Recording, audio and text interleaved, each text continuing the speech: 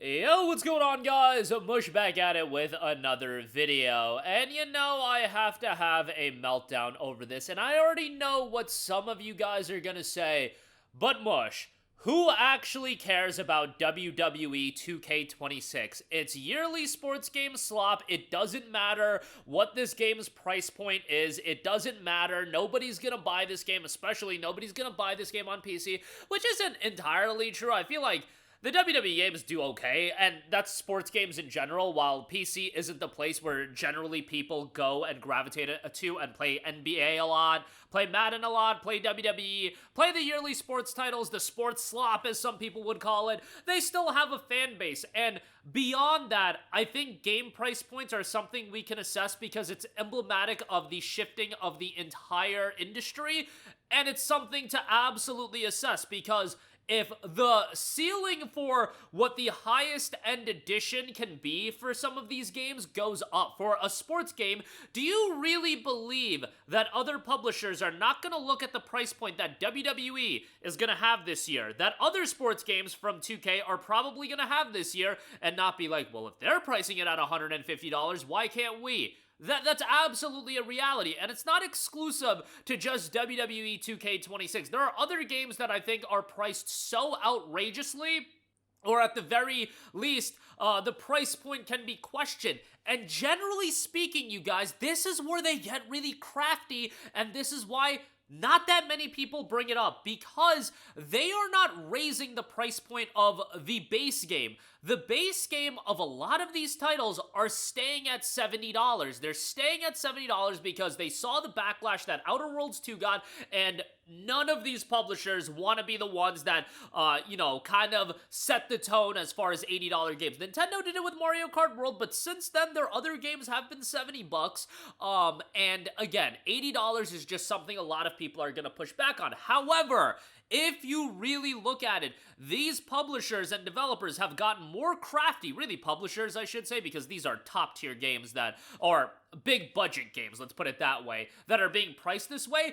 They've just gotten more crafty in how they structure these editions. And let's talk about the news with WWE 2K26. Again, I get that a lot of you guys don't care about the game, but the base game is looking to be $70, which, a lot of people, a yearly sports game slot for $70, that is already questionable for a lot.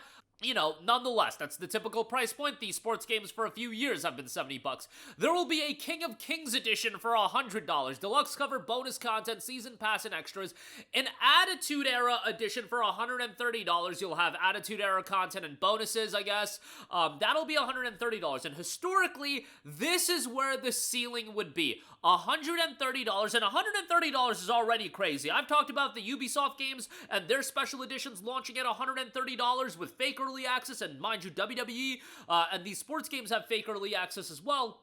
$130 was already crazy. If that was not enough, if that was not pushing it far enough, they've got another edition on top of that. The top tier edition, the Monday Night War edition, is $150. $150 for the top edition of a sports game. Mind you, that these wrestling games, they just recycle the DLC, I feel. I feel like it's just different wrestlers you get as the DLC, and it's content that could be baked into the base game, but I get you gotta make your money on it. But to get all of the content for the game, you have to pay more than 2x of the base price point of the game. What is actually going on here? At some point, we gotta talk about. I don't care if you don't care about WWE 2K26. This is emblematic of a shifting of the industry where they're too scared to up the price point from $70, and great, people push back on that $80 price point. I feel like we gotta push back on this as well. This is absolute nonsense, and it doesn't end with WWE 2K26. While $150 is absolutely egregious, There are other games that have been looking at it from the special edition standpoint, and they've been getting more expensive. I did a video about Forza Horizon 6 as well. One of my most anticipated games of the year, but I keep it 100 with you guys, and I'm gonna call it like I see it when it comes to price points. Forza Horizon 6 is going from Forza Horizon 5's $100 premium edition to now that premium edition is $120. Yes, to the naked eye, it seems like we just went from a $60 to $70 price point, and it was a $10 jump.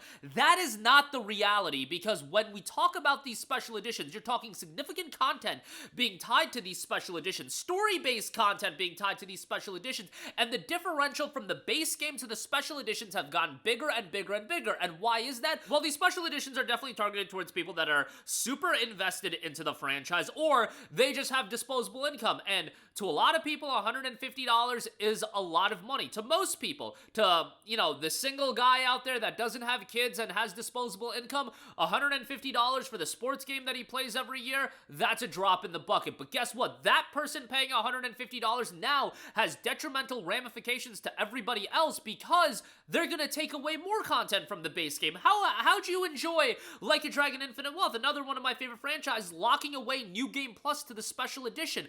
How do you like fake early access being so prevalent now? You dare to pay only $70 for a game? How could you? You don't deserve the game on day one. You gotta wait 3 days to play the game, because how dare you only spend $70? They can frame it as early access and then turn around and tell you that you're gonna get all these day one games with Game Pass and lie to your face, but that is not what I'm gonna do. We gotta call it like we see it. And also, Neo 3, game a lot of people are excited for. Base game is $70. Alright, $10 jump from Neo 2.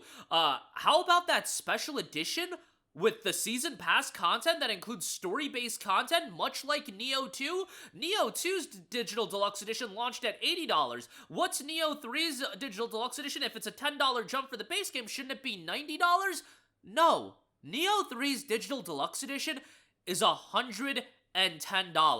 We have $40 season passes now, and this is something that is totally being brushed to the side because it's optically not as detrimental to people as, oh my god, Outer Worlds 2 is $80, Mario Kart World is $80, and I agree, $80 base games are crazy. This is equally as crazy and even more unhinged, given that they're just raising the price point even higher. It's not just a $10 jump. Neo 3 is doing a $20 jump with its digital deluxe edition.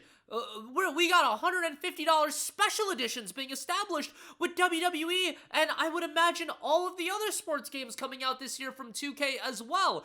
Fake early access. Square Enix, the latest one to go into the fake early access route with Dragon Quest VII Reimagined. A lot of nonsense digital items, and you gotta pay $15 more if you want to play it on the actual release date, because how could you? How could you open up your wallet and only give us $60? And if it's not gonna stop here, they're gonna get more and more crafty, and thankfully, people did bug out over Like a Dragon Infinite Wealth and the New Game Plus being tied to digital deluxe editions, that they course corrected on that. But the fact they tried that, do you think that this is gonna stop anytime soon? And at the very least, I'm bringing this to your guys' attention because I think a lot of people will look at it, it's $70, whatever, every game is $70, but look more into it, because if you actually assess the variations of these editions and how much they have gone up in price, it really is eye-opening, especially the Neo 3 one. The WWE 2K one is just unhinged. It's kind of comedy that it's a sports game and people will make fun of it from that standpoint, but still, this easily can bleed into other games, and there's nothing wrong with enjoying a sports game. Look, people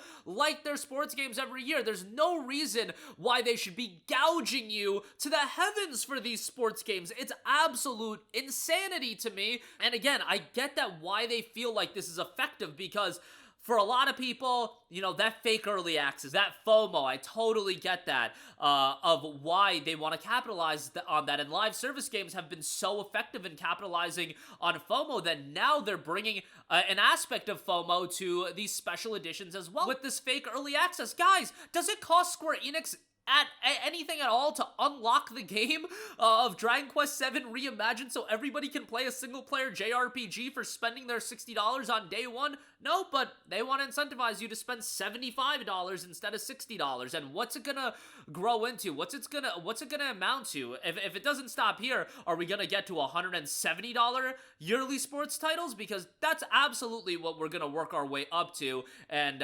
it's insane when you really sit down and you assess the increases of these special editions. In the 03 one, like I said, we're going from $80 to $110. It would be one thing if it was going from $80 to $90, given that, you know, the base game went up $10. All right, digital deluxe edition going up $10. I guess I can kind of understand that. No, it's going up $30. That's insane. But that'll do it for me. Let me know all of your thoughts in the comment section down below. As always, guys, thanks for watching.